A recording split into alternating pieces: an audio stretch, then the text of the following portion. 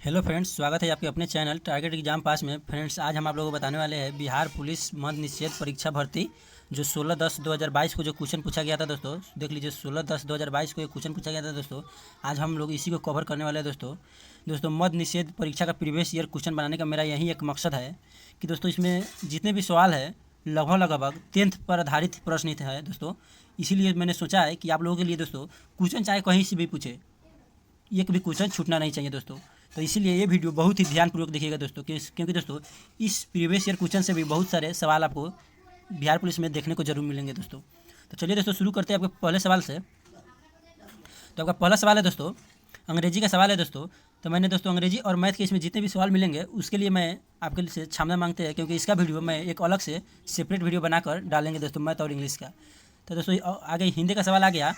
कह रहा है सड़क पर कोई खड़ा है, सड़क पर कोई खड़ा है, वाक्य में रेखांकित शब्द में स्वर नाम है। बताइए तो सड़क पर कोई खड़ा है, इसका कोई मैंने निश्चित तो नहीं है, सड़क पर कोई खड़ा है, कोई होगा।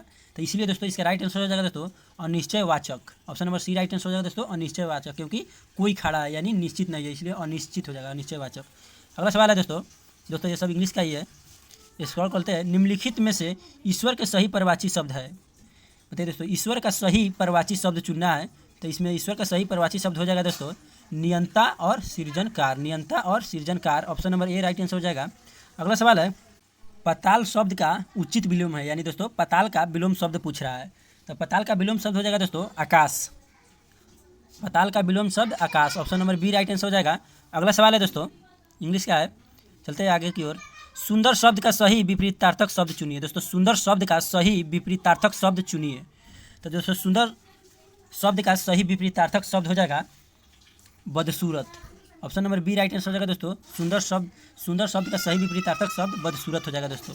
अगला सवाल है वेदोक्त शब्द का सही संधि विच्छेद होगा। बताइए दोस्तों वेदोक्त जो शब्द है उसका संधि विच्छेद पूछ रहा है दोस्तों। तो उसका संधि विच्छेद हो जाएगा वेद प्लस उक्त, वेद प्लस उक्त। Option number B right answer हो जाएगा दोस्तों वेद प्लस उक्त, वेदोक्त का संधि विच्छेद वेद प्लस उक्त।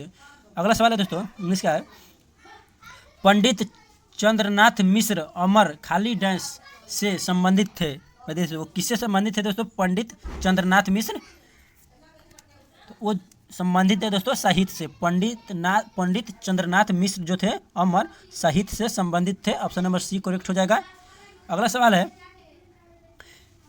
लियो टॉल्स्टॉय ने अपने अधिकार के विषय में कहा। बताइए लियो टॉल्स्टॉय अपने समाधि के विषय में कहा, क्या कहा था दोस्तों?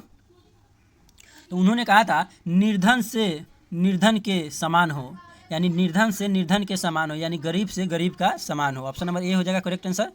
अगला सवाल है गांधी जी के अनुसार भारत को स्वराज मिलने पर शिक्षा का ध्येय क्या होना चाहिए था।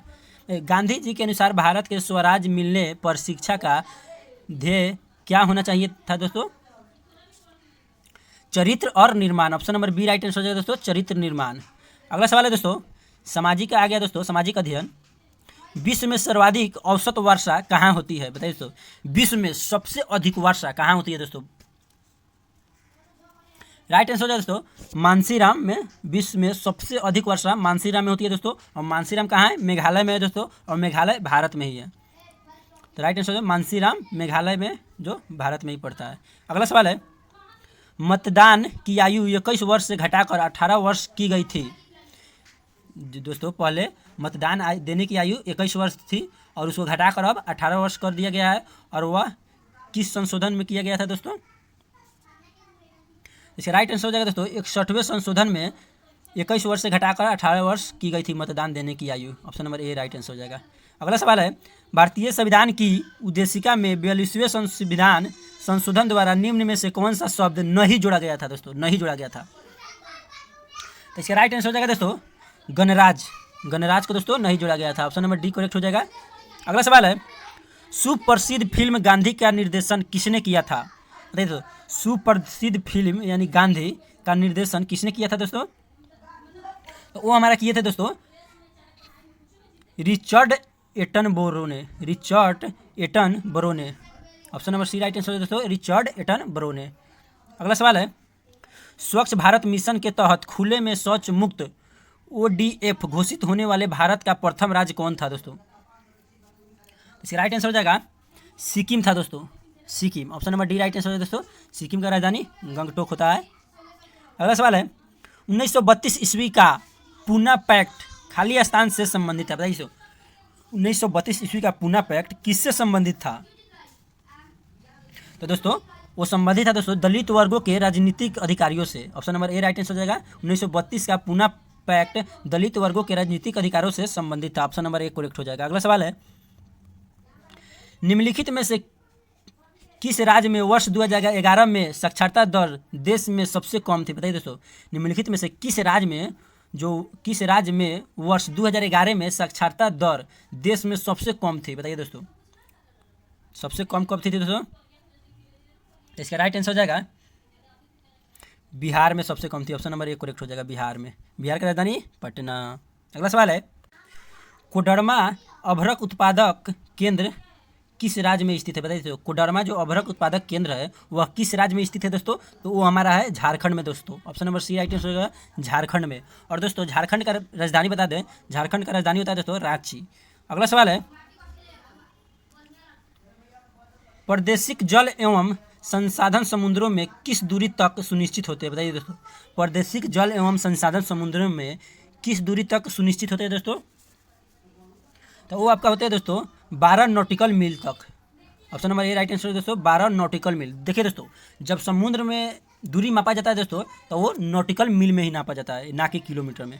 अगला सवाल है लोकसभा को भंग कर सकता है? बताइए दोस्तों, लोकसभा को कौन भंग कर सकता है? लोकसभा को कौन भंग कर सकता है बताइए। आप लोगों को पता होना चाहिए क्योंकि बहुत ही इंपॉर्टेंट क्वेश्चन है। इसका आंसर आप लोग कमेंट में जल्दी जल्दी बताइए। इसका राइट आंसर हो जाएगा दोस्तों लोकसभा को कौन भंग कर सकता है? राष्ट्रपति। Option number A right answer होगा दोस्तों राष्ट्रपति। लोकसभा को राष्ट्रपति भंग कर सकता है।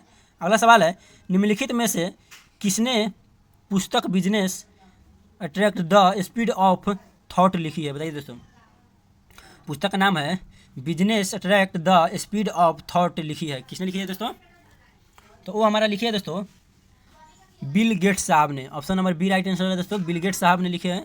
अगला सवाल है निम्नलिखित में से कौन सा देश चतुर्भुज सुरक्षा संवाद जिसे क्वाड के रूप में भी जाना जाता है का सदस्य नहीं है दोस्तों? नहीं है। तो इसका राइट आंसर हो जाएगा रूस। Option number C right answer है दोस्तों रूस। अगला सवाल है दुनिया की सबसे ऊंची खगोलीय वेधशाला स्थित है? बताइए दोस्तों, दुनिया की सबसे ऊंची खगोलीय वेधशाला कहाँ स्थित है दोस्तों? तो वो है दोस्तों स्थित भारत में ही। Option number B right answer होगा दोस्तों भारत में। अगला सवाल है सबरीमाला मंदिर कहाँ स्थित है? बताइए सबरीमाला जो मंदिर है वो कहाँ स्थित है दोस्तों? तो वो हमारा केरल में स्थित है, केरल में। Option number C right answer दोस्तों केरल में स्थित है। और केरल का राजधानी तिरुवनंतपुरम होता है। और सबसे साक्षरता दर वाला राज्य तो केरल, और मसालों की रानी किसे जाता है? तो केरल को ही।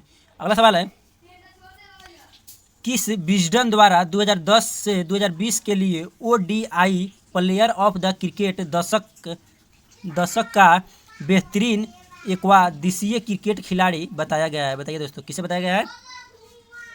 तो वो हमारा बताया गया है दोस्तों विराट कोहली को। Option number B right answer है दोस्तों विराट कोहली को। अगला सवाल है सरकारिया आयोग बनाया गया था? बताइए दोस्तों, सरकारिया आयोग बनाया गया था। राइट आंसर है दोस्तों केंद्र राज्य संबंधों का पुनरावलोकन करने को। केंद्र राज्य संबंधों का पुनरावलोकन करने का। Option number A right answer हो जाएगा। अगला सवाल है रूस में ड्यूमा क्या था? बताइए जो रूस में ड्यूमा था वह क्या था दोस्तों? इसको बताना है। इसका राइट आंसर हो जाएगा दोस्तों रूस में जो ड्यूमा था वह दोस्तों संसद था। रूस में जो ड्यूमा था वह क्या था दोस्तों? वह संसद था। ऑप्शन नंबर ए करेक्ट हो जाएगा। अगला सवाल है राष्ट्रीय मतदाता दिवस किस तिथि को मनाया जाता है? बताइए दोस्तों जो राष्ट्रीय मतदाता दिवस है वह किस तिथि को मनाया जाता है दोस्तों? तो जो राष्ट्रीय मतदाता दिवस है दोस्तों वह 25 जनवरी को मनाया जाता है। राष्ट्रीय मतदाता दिवस कब मनाया जाता है दोस्तों? तो 25 जनवरी को। Option number D right answer हो जाएगा। अगला सवाल है दोस्तों पूर्व योजना आयोग कब कहलाता है? बताइए जो पूर्ण योजना आयोग है वह पूर्ण योजना आयोग तो कब ही होगा दोस्तों, अब नहीं हो सकता है। पूर्ण योजना आयोग कब कहलाता है? इसका राइट आंसर हो जाएगा दोस्तों नीति आयोग को पूर्ण आयोजना आयोग कहलाता है, NITI Aayog. Option number 1 correct हो जाएगा। अगला सवाल है भारतीय संविधान का कौन सा भाग मूल अधिकारों के बारे में है? बताइए दोस्तों, इसमें 4 भाग दिया गया है और पूछ रहा है भारतीय संविधान का कौन सा भाग मूल अधिकारों के बारे में। इनमें कौन सा भाग है दोस्तों जो मूल अधिकारों के बारे में है? 4 ऑप्शन दिया गया है। तो इसका राइट आंसर हो जाएगा दोस्तों भाग 3। Option number C right answer हो जाएगा दोस्तों भाग 3। अगला सवाल है 1857 की क्रांति के समय निम्नलिखित में से कौन भारत के गवर्नर जनरल थे? मस्ट VVI दोस्तों, बहुत ही वेरी मोस्ट इंपॉर्टेंट क्वेश्चन है। इसको आप लोग याद कर लीजिएगा, नोट कर लीजिए, क्योंकि दोस्तों यह सवाल बहुत ही इंपॉर्टेंट है। दोस्तों अगर आप मेरे चैनल पर पहली बार आए हैं तो चैनल को सब्सक्राइब कर लीजिएगा दोस्तों, ताकि मैं ऐसा ही वीडियो आप लोग तक पहुँचाता रहूँ दोस्तों। तो बताइए दोस्तों 1857 की क्रांति के समय निम्नलिखित में से कौन भारत के गवर्नर जनरल थे दोस्तों? तो उस समय जो थे दोस्तों लॉर्ड कैनिंग जो थे। Option number B right answer हो जाएगा दोस्तों लॉर्ड कैनिंग थे। अगला सवाल है आपका निम्न में से कौन सा साख का औपचारिक स्रोत है? बताइए दोस्तों इनमें कौन है जो साख का औपचारिक स्रोत है? तो वो है हमारा दोस्तों सहकारी समितियाँ। Option number C right answer दोस्तों सहकारी समितियाँ। अगला सवाल है गांधी सागर बांध किस नदी पर स्थित है? बताइए दोस्तों गांधी सागर बांध किस नदी पर स्थित है दोस्तों? तो वो है आपका दोस्तों चंबल नदी पर। Option number B right answer होगा दोस्तों चंबल नदी पर है। गांधी सागर बांध चंबल नदी पर स्थित है दोस्तों। अगला सवाल है दोस्तों मानस टाइगर रिजर्व किस राज्य में स्थित है? बताइए दोस्तों जो मानस टाइगर रिजर्व है वो किस राज्य में स्थित है दोस्तों? तो हमारे असम में है दोस्तों। Right answer option number D हो जाएगा। और असम की राजधानी बता दें दोस्तों, असम की राजधानी होती है दिसपुर।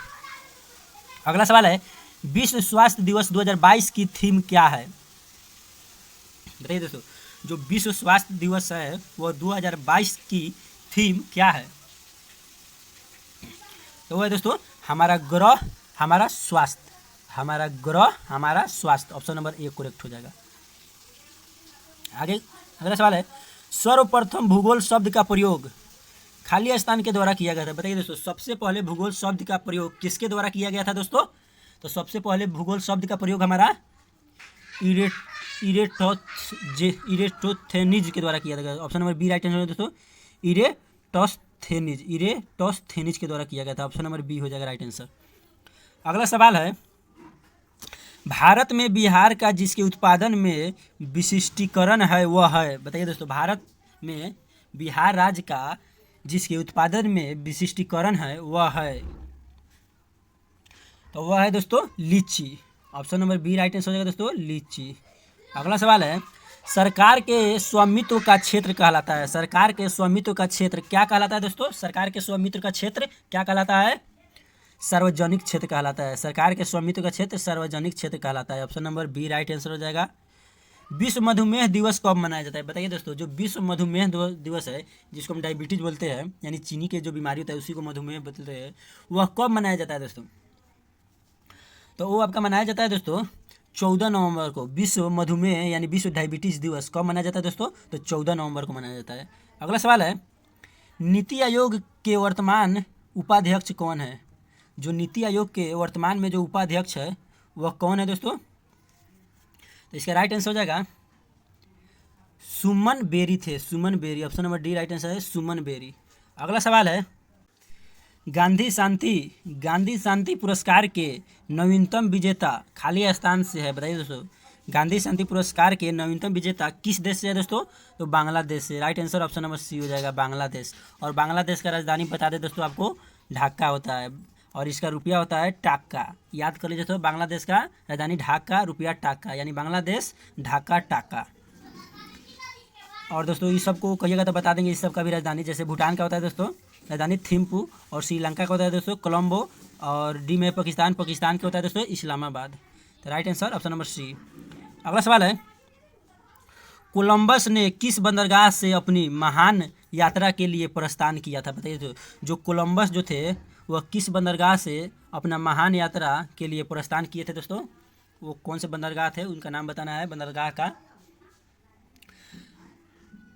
पालोस बंदरगाह थे वो। Option number A right answer होगा दोस्तों पालोस बंदरगाह। अगला सवाल है गांधी जी ने 1917 ईस्वी में चंपारण सत्याग्रह क्यों संचालित किया? बताइए दोस्तों जो गांधी जी थे वह 1917 में चंपारण सत्याग्रह संचालित किए थे, वह क्यों किए थे दोस्तों?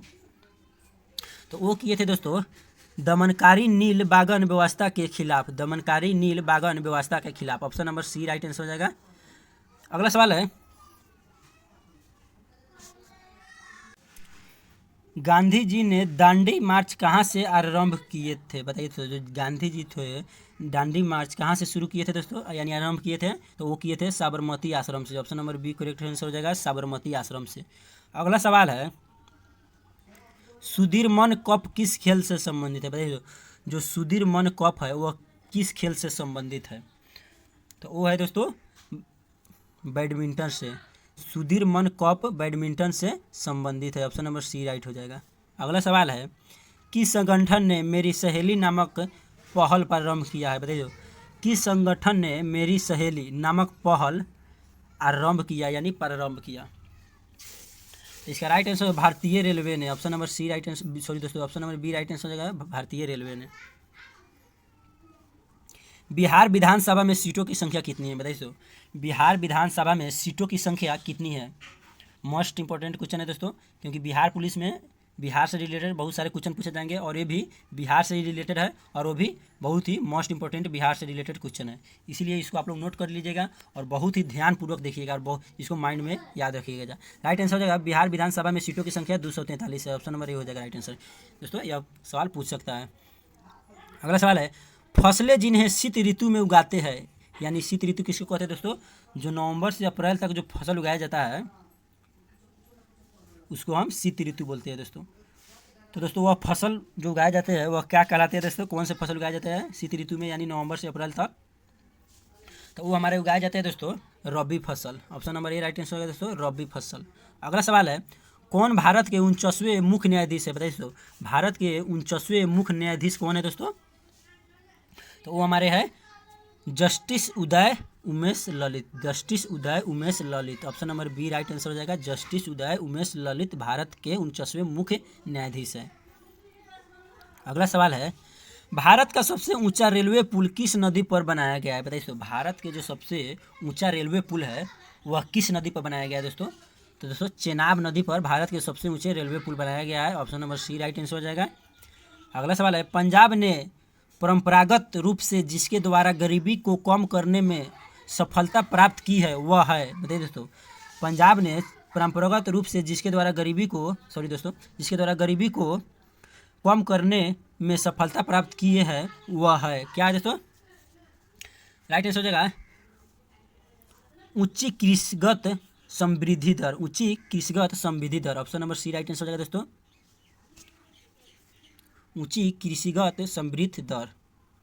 अगला सवाल है, निम्न में से कौन सी समिति चुनाव सुधारों से संबंधित नहीं है? निम्न में से कौन सी समिति चुनाव सुधारों से संबंधित नहीं है? कौन सा है दोस्तों? थुंगन समिति। Right answer option number B हो जाएगा, थुंगन समिति। अगला सवाल है, INS विराट हाल ही में खबरों में था, वह एक क्या है दोस्तों? तो वह एक विमानवाहक पोत है दोस्तों। क्या है वह? एक विमानवाहक पोत है। ऑप्शन नंबर डी हो जाएगा। अगला सवाल है, काल बैसाखी चलती है, बताइए दोस्तों काल बैसाखी कहाँ चलती है दोस्तों? तो दोस्तों काल जो बैसाखी है वो पश्चिम बंगाल में चलती है। Option number D right answer है दोस्तों, पश्चिम बंगाल में चलती है। अगला सवाल है, असहयोग आंदोलन वापस लेने के पश्चात किसने स्वराज पार्टी का गठन किया था? बताइए दोस्तों, असहयोग आंदोलन को जब वापस लिया गया उसके पश्चात किसने स्वराज पार्टी का गठन किया था दोस्तों? CR दास ने किए थे। कौन किए थे दोस्तों? CR दास ने। Option number D right answer हो जाएगा, CR दास ने। अगला सवाल है, सामान्य विज्ञान क्या गया दोस्तों, यानी दोस्तों साइंस का समझ लीजिए। निम्नलिखित में से कौन एक जीवाणु जनित रोग नहीं है? दोस्तों इनमें से 4 रोग का नाम दिया गया है और पूछ रहा है कौन सा एक रोग है जो जीवाणु के कारण नहीं होती है? तो वो आपका हो जाएगा दोस्तों इन्फ्लुएंजा। इन्फ्लुएंजा जो रोग है वह जीवाणु के कारण नहीं होती है। Option number D right answer हो जाएगा। बाकी सब जितने भी रोग है सब जीवाणु के चलते होता है। जब तंतु हाइड्रोक्लोरिक अम्ल को लोहे की छीलने में मिलाया जाता है तो क्या होता है बताइए दोस्तों, जब तंतु हाइड्रोक्लोरिक अम्ल को लोहे की छीलन में मिलाया जाता है तो क्या होता है दोस्तों, तो उस समय दोस्तों हाइड्रोजन गैस और आयरन क्लोराइड बनता है दोस्तों। जब मिलाया जाता है दोस्तों तो हाइड्रोजन गैस और आयरन क्लोराइड बनता है। Option number A right answer हो जाएगा। अगला सवाल है, कोलाइडी कणों द्वारा प्रकाश के प्रकीर्णन की परिघटना कहलाती है। बताइए कोलाइडी कणों द्वारा प्रकाश के प्रकीर्णन की परिघटना क्या कहलाती है दोस्तों। राइट आंसर हो जाएगा दोस्तों टिंडल प्रभाव। Option number B right answer हो जाएगा दोस्तों टिंडल प्रभाव, यानी कोलाइडी कणों द्वारा प्रकाश के प्रकीर्णन की परिघटना कहलाती है टिंडल प्रभाव कहलाती है। Option number B right answer हो जाएगा। अगला सवाल है, कोयला खाली स्थान संसाधन का उदाहरण है। कोयला किसका उदाहरण है दोस्तों। राइट आंसर हो जाएगा दोस्तों कोयला जो उदाहरण है दोस्तों वह अनवीकरणीय संसाधन का उदाहरण है। Option number B right answer है दोस्तों। नवीकरणीय और अनवीकरणीय जानते हैं लोग, आप लोग नहीं जानते हो तो हम बता दें। नवीकरणीय यानी जिसका नया निर्माण हो सके उसके नवीकरणीय संसाधन कहते हैं, और जिसका नया निर्माण ना हो सके यानी पुनः निर्माण ना हो सके उसे अनवीकरणीय संसाधन कहते हैं। तो कोयला दोस्तों अनवीकरणीय संसाधन है। अगला सवाल है, टमाटर किस अम्ल का मुख्य प्राकृतिक स्रोत है। बताइए टमाटर किस अम्ल का मुख्य प्राकृतिक स्रोत है दोस्तों, तो वो है दोस्तों ऑक्जैलिक अम्ल। Option number D right answer है दोस्तों ऑक्जैलिक अम्ल। अगला सवाल है, निम्नलिखित में से किस कोशिकांग को कोशिका का ऊर्जा घर कहा जाता है। बताइए निम्नलिखित में से किस कोशिकांग को कोशिका का ऊर्जा घर कहा जाता है दोस्तों। माइटोकॉन्ड्रिया को कोशिकांग को कोशिका का ऊर्जा घर कहा जाता है। Option number C right answer है दोस्तों माइटोकॉन्ड्रिया। बायोलॉजी का सवाल है और 10th का ही सवाल है। अगला सवाल है, बायोगैस का मुख्य घटक है। बताइए दोस्तों बायोगैस जो होता है उसका मुख्य घटक कौन कौन से हैं दोस्तों। 4 ऑप्शन ये पूछ रहा है बायोगैस का मुख्य घटक कौन है, तो दोस्तों CH4 बायोगैस का मुख्य घटक है CH4। Option number A right answer है दोस्तों बायोगैस का मुख्य घटक CH4 यानी मीथेन। अगला सवाल है, वनस्पति तेलों में साधारणतः होती है। बताइए दोस्तों जो वनस्पति तेल होते हैं उसमें साधारण क्या होते हैं दोस्तों, वही पूछ रहा है। तो जो वनस्पति तेल होते हैं दोस्तों उसमें दोस्तों लंबी असंतृप्त कार्बन श्रृंखला होती है, लंबी असंतृप्त कार्बन श्रृंखला होती है। Option number B right answer हो जाएगा। अगला सवाल है, सोनालिका एवं कल्याण सोना किसकी उच्च उत्पादन वाली किस्में हैं। बताइए तो सोनालिका एवं कल्याण सोना किसकी उच्च उत्पादन वाली किस्में है दोस्तों, तो वो है दोस्तों गेहूं का। दोस्तों सोनालिका एवं कल्याण सोनी गेहूं का उच्चतम उत्पादन वाली किस्में है। Option number A right answer है गेहूं का। अगला सवाल है, मनुष्य के कान के बाहरी हिस्से को क्या कहा जाता है। बताइए जो मनुष्य के कान है उसके बाहरी हिस्से को हम लोग क्या कहते हैं दोस्तों, कर्ण पलव कहा जाता है। मनुष्य के कान के बाहरी हिस्से को कर्ण पलव कहा जाता है। Option number C right answer हो जाएगा। अगला सवाल है, निम्न में से कौन से जीव परजीवी पोषण युक्ति दर्शाते हैं। बताइए निम्न में से कौन से जीव है जो परजीवी पोषण युक्त दर्शाते हैं, तो दोस्तों परजीवी पोषण युक्त दर्शाते हैं वो है कुष्ठकुला यानी अमरबेल। दोस्तों option number D right answer है दोस्तों अमरबेल। अगला सवाल है, निम्नलिखित में से पुष्पित पादप का कौन सा भाग द्विगुणित नहीं है। बताइए निम्नलिखित में से पुष्पित पादप का कौन सा भाग द्विगुणित नहीं है, कौन सा नहीं है दोस्तों, डिम्ब हो जाएगा। Option number A right answer हो जाएगा डिम्ब यानी अंडा। ऑप्शन नंबर 1 करेक्ट हो जाएगा। अगला सवाल है, निम्न में से किस युक्ति में विभक्त वलय दिक् परिवर्तक का कार्य करता है, तो कौन करता है दोस्तों, तो राइट आंसर हो जाएगा विद्युत motor. Option number B right answer हो विद्युत मोटर। अगला सवाल है, निम्नलिखित में से कौन सा वर्ण कोहरे से न्यूनतम प्रकीर्णन होता है। देखो कौन सा जो वर्ण है यानी कलर है जो कोहरे यानी कुआसा होता है उसे न्यूनतम प्रकीर्णन होता है दोस्तों, तो इसका राइट आंसर हो जाएगा लाल। ऑप्शन नंबर सी लाल। दोस्तों हम लोग जैसे जब कोहरा घिरता है यानी जो उसको बोलते हैं धुंध, जो जाड़ा के दिन में घिरता है उस समय हम लोग इंडिकेटर जला के चलते हैं ताकि आगे से आ रहे वाहन को दिखाई दे। अगला सवाल है, निम्नलिखित में से किस उपकरण का उपयोग किसी तरल पदार्थ के विशिष्ट गुरुत्व को मापने के लिए किया जाता है, किसी लिए किया जाता है दोस्तों, तो राइट आंसर हो जाएगा 75 का option number B hydrometer. Option number B hydrometer. देखिए दोस्तों इससे संबंधित बहुत से क्वेश्चन बनते हैं लेकिन हम नहीं बताते, जानते क्यों, क्योंकि बहुत ही लंबा वीडियो हो जाएगा, इसीलिए हम जल्दी जल्दी करते हैं क्योंकि दोस्तों 100 प्रश्न करना रहता है। अगला सवाल है, समस्थानिकों के रासायनिक गुण समान होते हैं क्योंकि उनके, बताइए तो समस्थानिकों के रासायनिक गुण समान होते हैं क्यों होते हैं, क्योंकि दोस्तों क्योंकि उनके परमाणु क्रमांक समान होते हैं, क्योंकि उनके परमाणु क्रमांक समान होते हैं। Option number A right answer हो जाएगा। अगला सवाल है, सूक्ष्म जीवित रोग का उदाहरण जिसका स्थानांतरण लैंगिक संपर्क से होता है। बताइए, सूक्ष्म जीवित रोग का उदाहरण जिसका स्थानांतरण लैंगिक संपर्क से होता है वो होता है दोस्तों syphilis. Option number C right answer दोस्तों सिफिलिस। अगला सवाल है, कैल्शियम का परमाणु संख्या क्या है। बताइए, जो कैल्शियम का परमाणु संख्या क्या है दोस्तों। तो जो कैल्शियम का परमाणु संख्या होता है वह 20 होता है। कैल्शियम का परमाणु संख्या 20। Option number D right answer हो जाएगा। केमिस्ट्री का सवाल है। अगला सवाल है, खाद्य श्रृंखला का प्रथम पोषण स्तर निर्मित होता है। बताइए, खाद्य श्रृंखला का प्रथम पोषण स्तर निर्मित होता है वो किसके द्वारा होता है दोस्तों। उत्पादक द्वारा। Option number A right answer दोस्तों उत्पादक द्वारा खाद्य श्रृंखला का प्रथम पोषण स्तर निर्मित होता है। अगला सवाल है, निम्नलिखित में से कौन सा इमल्सन का उदाहरण है। बताइए, इनमें कौन है जो इमल्सन का उदाहरण है दोस्तों। वह दूध है दोस्तों। Option number C right answer हो जाएगा दोस्तों दूध। दूध जो है इमल्सीकरण का उदाहरण है। अगला सवाल है, एटीपी के अंतस्थ फॉस्फेट संलग्न बंध के खंडित होने पर कितनी तुल्य ऊर्जा मोदित होती है। बताइए दोस्तों, एटीपी के अंतस्थ फॉस्फेट संलग्न बंध के खंडित होने पर कितनी तुल्य ऊर्जा मोदित होती है दोस्तों। 30.5 kJ प्रति मोल। Option number D right answer है दोस्तों। और एटीपी है दोस्तों इसका जो फुल फॉर्म होता है एड्रीनोसिन ट्राइफॉस्फेट। अगला सवाल है, निम्नलिखित में से कौन सा प्रोटोकॉल ईमेल सेवाओं के लिए उपयोग होता है। बताइए, इनमें कौन से प्रोटोकॉल है जो ईमेल सेवाओं के लिए उपयोग होता है दोस्तों। तो वो हमारा SMTP। Option number C right answer दोस्तों SMTP जो है ईमेल सेवाओं के लिए उपयोग होता है। अगला सवाल है, एक व्यास सममित जाइगोमॉर्फिक पुष्प का उदाहरण है।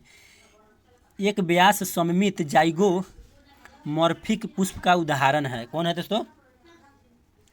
मटर है। Option number A right answer दोस्तों मटर। अगला सवाल है, साइनोबैक्टीरिया तथा माइकोप्लाज्मा किस समूह के उदाहरण बताइए दोस्तों। साइनोबैक्टीरिया तथा माइकोप्लाज्मा किस समूह का उदाहरण है दोस्तों। तो वो है हमारा मोनेरा समूह का उदाहरण। साइनोबैक्टीरिया और माइकोप्लाज्मा मोनेरा समूह का उदाहरण है। Option number A right answer हो जाएगा। अगला सवाल है, कौन सा तत्व सोलर सेल को बनाने के लिए मुख्य रूप से उपयोग किया जाता है। बताइए, कौन सा तत्व सोलर सेल को बनाने के लिए मुख्य रूप से उपयोग होता है दोस्तों। तो वो हमारा है सिलिकॉन। सिलिकॉन दोस्तों मुख्य रूप से सोलर सेल को बनाने के लिए उपयोग होता है सिलिकॉन। अगला सवाल है, ओजोन का एक अणु कितने ऑक्सीजन परमाणु से बनता है। बताइए, ओजोन का एक अणु कितने ऑक्सीजन परमाणु से बनता है। ओजोन का एक अणु कितने ऑक्सीजन परमाणु से बनता है दोस्तों। 3। ओजोन का अणु 3 ऑक्सीजन परमाणु से बनता है। Option number C right answer हो जाएगा।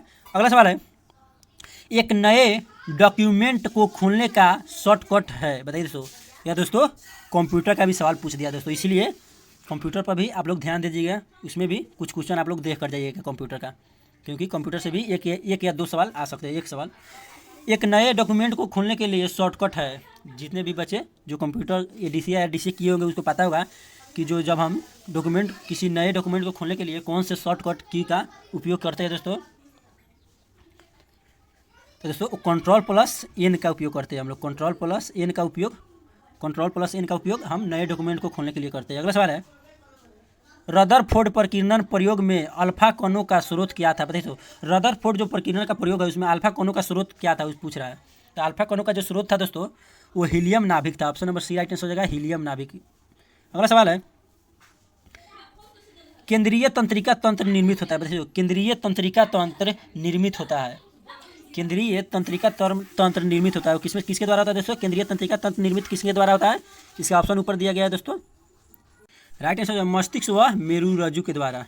मस्तिष्क व मेरुरज्जु के द्वारा केंद्रीय तंत्रिका तंत्र किसके द्वारा निर्मित होती है। तो मस्तिष्क व मेरुरज्जु के द्वारा। अगला सवाल है, कायिक प्रवर्धन का लाभ यह है कि इस प्रकार उत्पन्न सभी पौधे होते हैं। बताइए, तो कायिक प्रवर्धन का लाभ यह है कि इस प्रकार उत्पन्न सभी पौधे होते हैं। कैसा होते हैं दोस्तों। तो होते हैं अनुवांशिक रूप से समान। अनुवांशिक रूप से समान। Option number B right answer हो जाएगा अनुवांशिक रूप से समान।